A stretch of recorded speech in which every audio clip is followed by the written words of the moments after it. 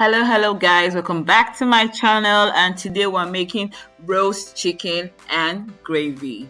Thank you so much for sticking with me. If you haven't subscribed, please hit the subscribe button and like this video, share it with your friends, because this recipe is coming out just in time for Easter. And oh, this recipe I make during the holidays, Christmas, Easter, birthdays. It's an amazing way to cook chicken, and this recipe video is gonna be a bit long. That's because I have three recipes rolled up into one. So first things first, we're gonna be making our chicken brine. So what is brining? Brining is a process for you to put your proteins in salt or salted liquids to kind of like let that flavor the meat for a long time, or also tenderize the meat so it comes out really soft and juicy. So what I'm making right now is the base of my brining solution. I'm just putting in a lot of herbs and garlic inside there so that could all infuse into the chicken while it stays in my fridge for the next 24 hours. Yes, you heard me right, 24 hours. But if you don't have time, you can do this in 8 hours, and if you have a lot of time, you can do this for 48 hours. Just imagine how soft, juicy this chicken is going to be. So right now I'm making my brining solution, the base. I'm just going to heat this up for about a minute so that all the sugar, all the salt, all the garlic, all the herbs can release all the flavor into the liquid, and that is exactly what we are going for.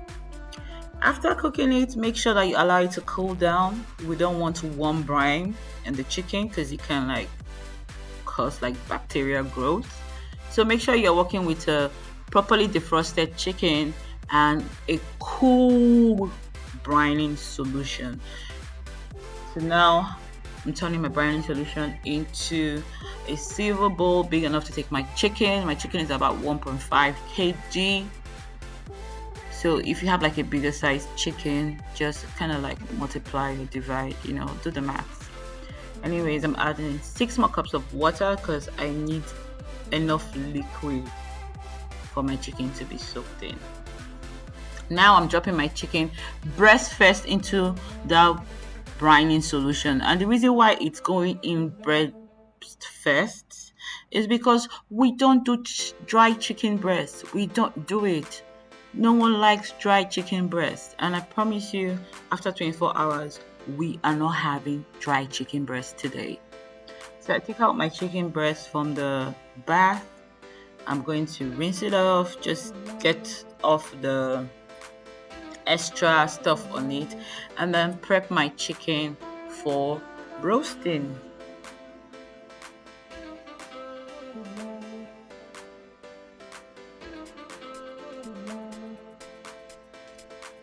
I'm making an infused melted butter to kind of work as our marinade and our flavoring for this chicken.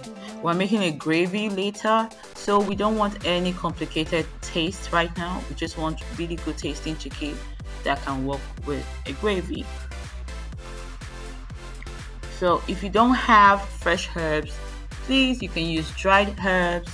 And if you want a little bit of a heat or kick of a heat in your chicken, you can add cumin pepper.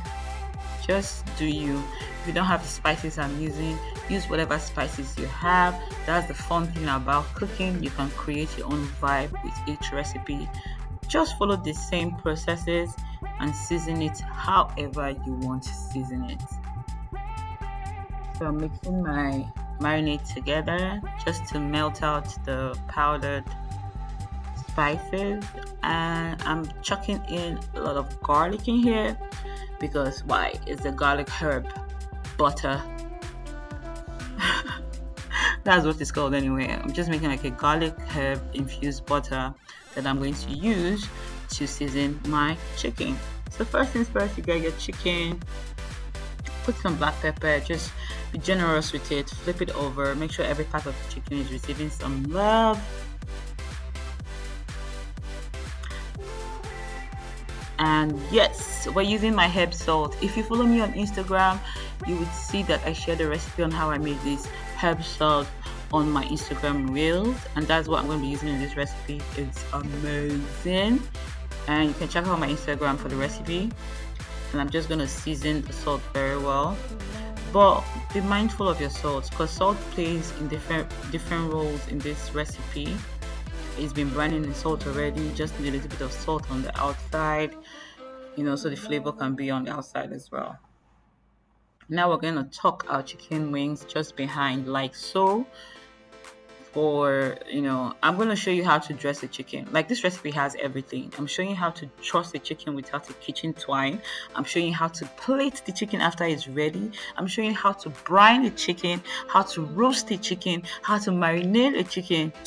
Man, this video is like the ultimate chicken making video. Trust me. So what I'm doing right now is taking a spoon to loosen the skin of the chicken.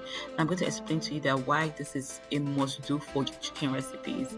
Just leave the skin slightly, you don't want to break it. So why we're doing this is because we are going to be pouring all that yummy butter underneath the skin, so that it's going to seep through the flesh while it is baking. So imagine the flavor level that you are going to be getting.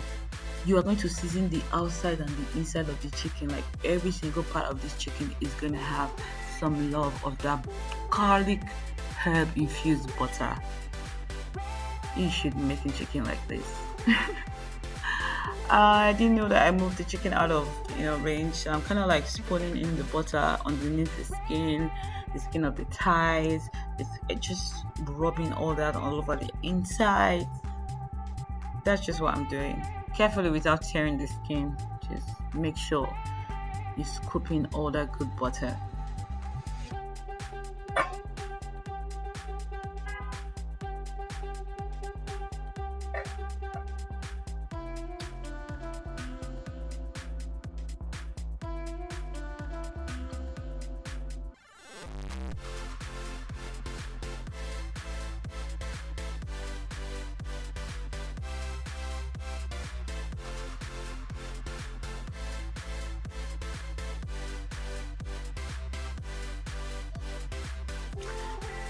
After marinating the inside, we're going to come over to the outside. We're going to show the whole of this chicken, every single nook and cranny of this chicken. We're going to be showing some love with some flavor. We're just going to give it a good massage, make sure all the spice is going in where it should be, totally. And don't forget to flip your chicken over, flip it over. Focus on the front, focus on the back, everywhere. We're going to have all that flavor going inside this chicken. Like I said earlier, you should really be making your chicken like this.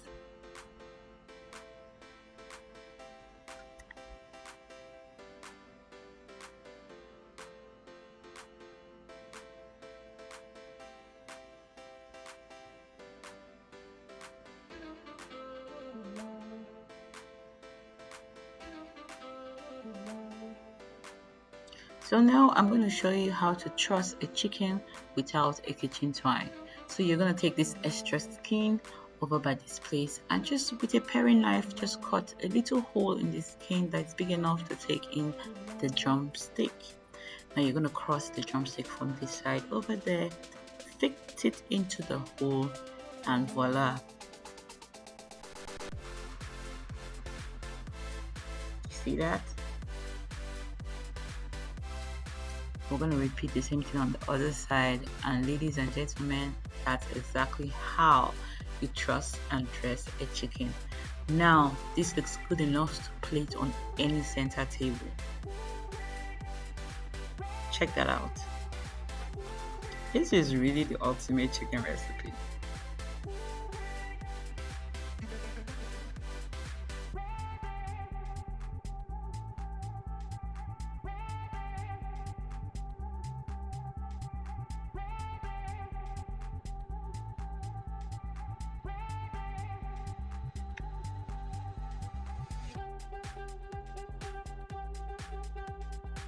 So what I'm doing here is taking some quartered chicken.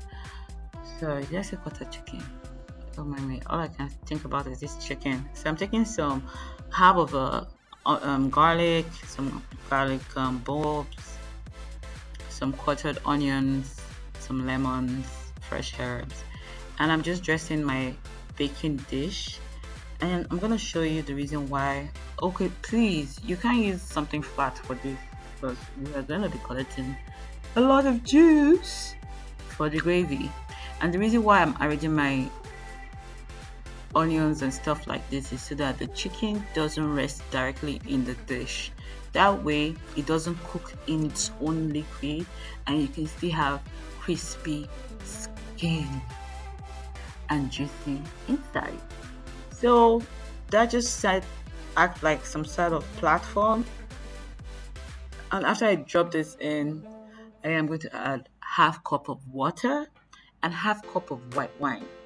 If you do not use white wine or if you don't use alcohol, you can make it 1 cup of water or 1 cup of low sodium stock. I said low sodium because if you go back stock where you take cook meat for soup put inside, almost now Salt City. Salt Lake City. After 30 minutes of it being in the oven, you bring it out to give it the first basting. Now, basting is a way of sending all the juices that had come back, kind of to go back inside the skin to retain its lusciousness. After 15 minutes, I'm going to give it the second basting, and I wanted the middle of the chicken to brown up a little bit, so I'm going to baste it with more butter.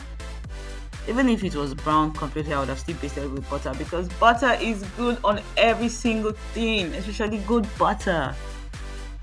So I'm basting out with butter. I'm just going to put that inside for the rest of the 1 hour, then bring it out and let it rest for 15 minutes. Do not cut directly into chicken that you just brought out from the oven. You don't want it to lose all the juice. This recipe is about the juice. Are you listening to me? The juice. Right now I'm making a roux, which is equal part butter or equal part fat and equal part flour. It's gonna add like a thickener for our sauce. And I'm adding 1 cup of water and 1 cup of our roast juice. You see all that golden goodness that came from the meat.